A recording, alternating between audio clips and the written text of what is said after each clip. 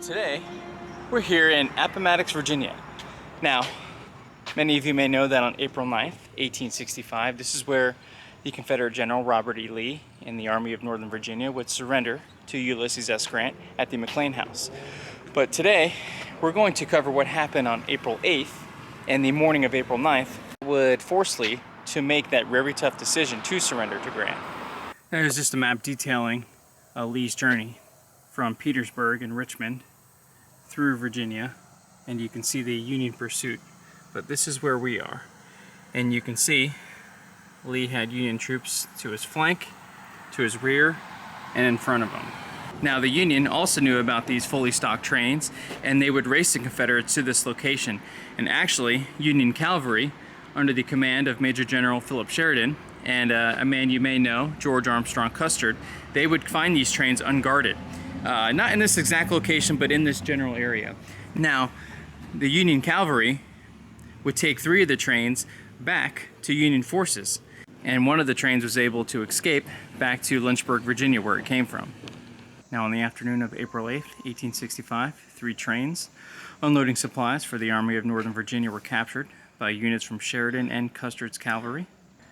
Now, something that's interesting, this action here marked the last strategic use of rail by Confederate forces. So the Confederates losing the majority of their supplies definitely expedited Lee's decision to surrender. But this would not be his last action against the Union, and we're going to go ahead and explore that. Now, the celebration of the Union capturing these trains would be short-lived because they would start receiving artillery fire from about 2 miles this way. Confederates, under the command of Lindsey Walker, he had about 500 men under his command. He would begin shelling this area, forcing the Union to attack his location. Now, his forces were predominantly made out of artillery. He had about 75 guns under his command. The Union would now have to assault from this rail station back this way, and we're going to go ahead and check out that site. So this is the location where the Confederates would begin shelling Appomattox Station. Now, General Walker of the Confederates, like I said, he had about 500 soldiers under his command, most of them artillerymen. So he would arrange 25 guns in a semicircle to help defend his location. Now, as you can see with this map, you can see Appomattox Station, where we were in the beginning of the video, where Union cavalry would capture 3 of the 4 supply trains. And you see Walker's position, where he would arrange his guns in a semicircle. Now, the Union would launch several failed charges towards this position, but they would finally overcome the Confederates and take this ridge. Now, again, Walker's force is primarily artillery, so he was fighting without infantry, which doesn't usually end in success if you're artillery without infantry support, but they would repel 3 Union charges. But at 8 p.m., Custer's final assault resulted in the capture of 25 cannon, 200 wagons, and over 1,000 prisoners. Most of Walker's command fled north to Oakville, where his men buried the other 54 guns that weren't in action here. So they were doing anything they could not to let the Union capture their artillery pieces.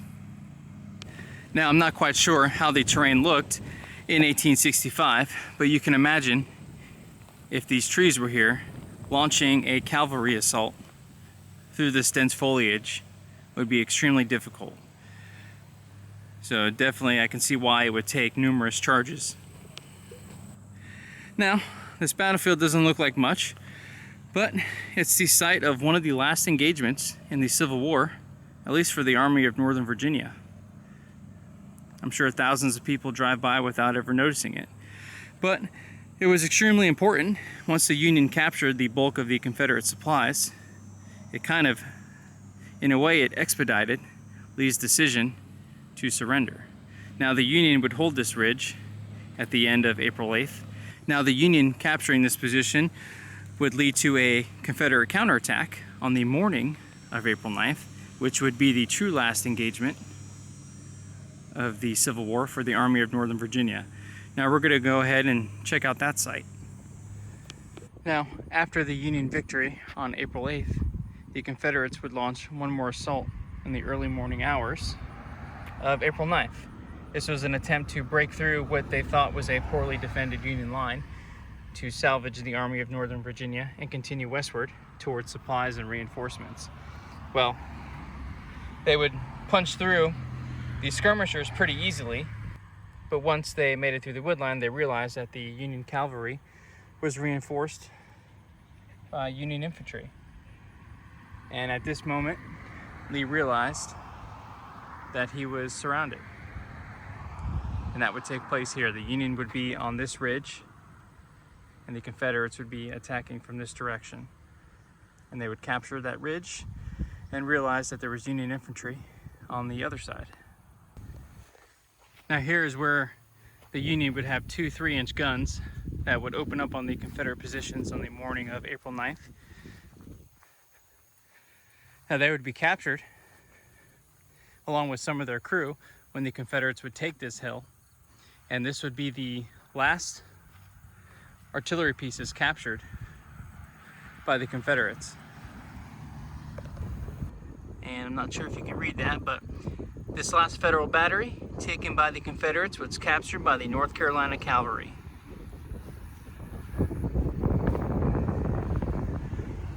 Now obviously their success would be short-lived, because a few hours later the Confederates would surrender at the McLean House. Now, just to give you some perspective, the ridge that the Confederates would take would be just on the other side of that road.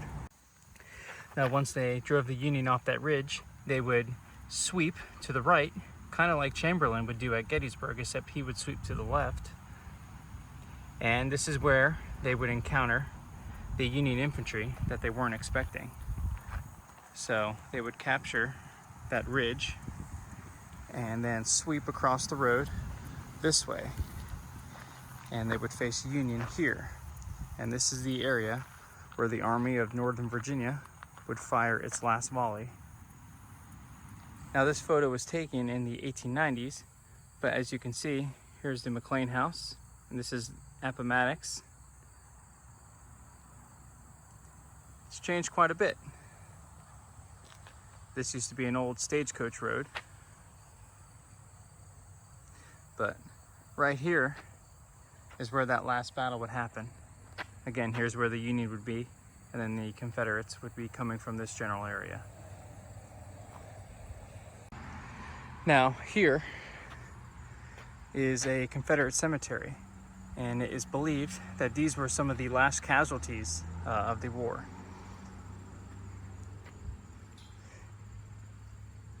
Now, out of what is believed to be 100 killed, 18 Confederates and 1 Union soldier are buried here. Now after the war, their bodies were recovered, but something that stuck out to me was Jesse H. Hutchins was an Alabamian, and he enlisted 3 days before the firing on Fort Sumter, and he survived the entire war, and he was to die in the war's last 24 hours.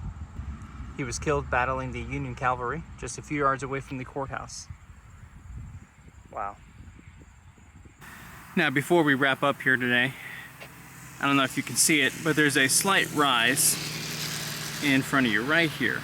And this is where General Grant stopped and scribed a note after he met with General Lee. I honestly can't read that, but the very next day he would head to DC, and General Grant would be a national hero.